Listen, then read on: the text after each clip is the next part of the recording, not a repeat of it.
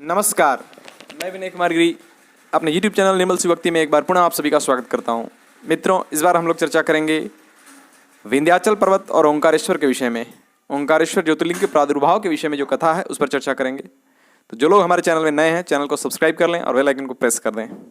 आइए वीडियो को शुरू करते हैं।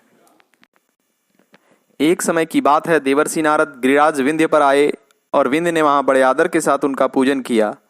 मेरे यहाँ सब कुछ है, कभी किसी बात की कमी नहीं होती है। इस भाव को मन में लेकर विंध्याचल नारद जी के सामने खड़ा हो गया। उसकी वह अभिमान भरी बात सुनकर अहंकार नाशक नारद मुनि लंबी सांस खींचकर चुपचाप खड़े रह गए। यह देख विंध्य पर्वत ने पूछा, आपने मेरे यहाँ कौन सी कमी देखी है? आपके इस तरह लंबी सांस खींचने का क्या कारण है? नारद जी ने कहा, भैया तुम्हारे यहाँ सब कुछ है, फिर भी मेरू पर्वत तुमसे ज्यादा ऊंचा है। उसके शिखरों का भाग देवताओं के लोकों में भी पहुंचा हुआ है। ऐसा कहकर नारद जी वहां से जिस तरह आए थे उसी तरह चल दिए।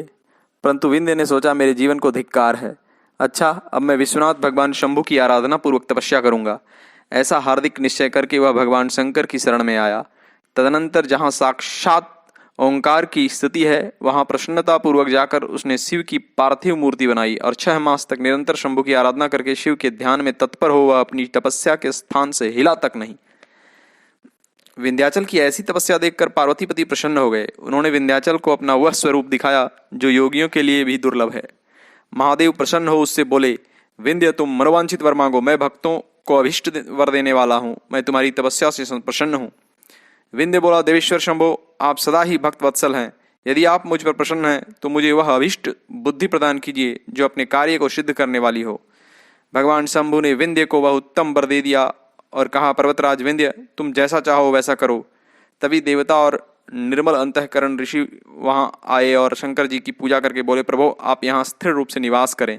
देवताओं की यह बात सुनकर परमेश्वर शिव प्रसन्न हो गए और लोगों को सुख देने के लिए उन्होंने सहर्ष वैसा ही किया। वहाँ जो एक ही ओंकार लिंग था वह 2 स्वरूपों में विभक्त हो गया। प्रणव में जो सदाशिव थे वे ओंकार नाम से विख्यात हुए और पार्थिव मूर्ति में जो शिव ज्योति प्रतिष्ठित हुई उसकी परमेश्वर संज्ञा हुई। परमेश्वर को अमलेश्वर भी कहते हैं। इस प्रकार ओंकार और परमेश्वर ये दोनों शिवलिंग भक्तों को अभिष्ट फल प्रदान करने वाला है। उस समय देवताओं और ऋषियों ने उन दोनों लिंगों की पूजा की और भगवान वृषभध्वज को संतुष्ट करके अनेक वर प्राप्त किए। फिर देवता अपने अपने स्थान को गए और विंध्याचल भी अधिक प्रसन्नता का अनुभव करने लगा। उसने अपने अभिष्ट कार्य को सिद्ध किया और मानसिक परिताप का त्याग कर दिया। जो पुरुष इस प्रकार भगवान शंकर का पूजन करता है वह माता के गर्भ में फिर नहीं आता और अपने अभिष्ट फल को प्राप्त कर लेता है, इसमें संशय नहीं। ओम।